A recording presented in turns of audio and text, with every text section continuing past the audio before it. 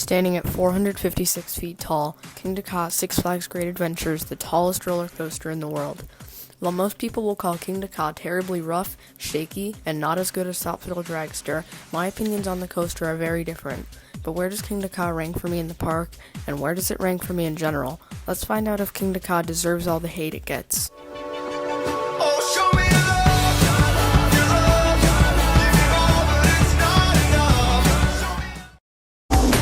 But the park's biggest icon can be seen from 20 miles away. It's a legendary giant called Kingda Ka. Kingda Ka is the definition of extreme height. There are none taller. It is the king of tall rides. Kingda Ka is known for its incredible height of 456 feet. As the tallest roller coaster in the world, Kingda Ka obviously gets a 10 out of 10 in this category.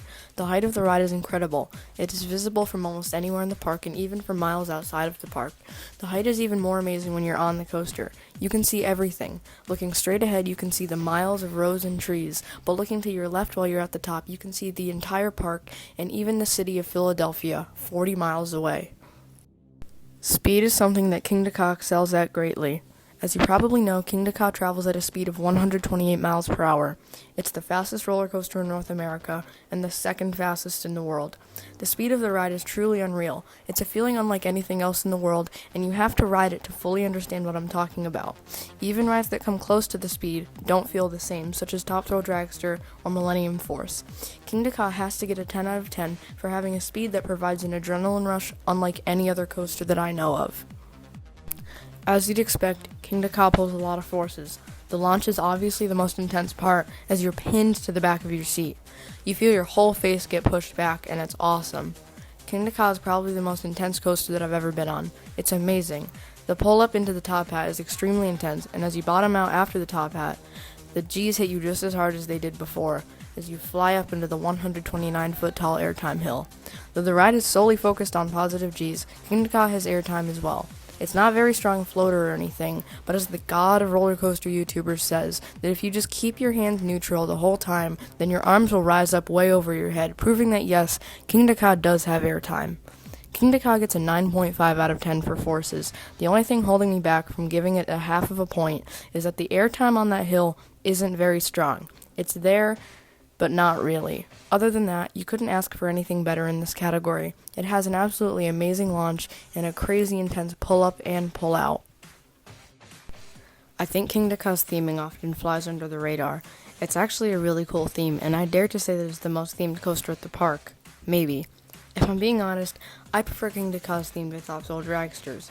I understand that Top Thrill Dragster is much more visible, but the Golden Kingdom at Six Flags Great Adventure is really stunning. It's very immersive, and I love how the paths are lined with animal closures, and the whole section makes you feel like you've left the park and are embarking on a journey into the jungle. Another cool thing is that once I dated a furry, but that's beside the point. You also can't see the launch track from anywhere except the station, so that builds up anticipation.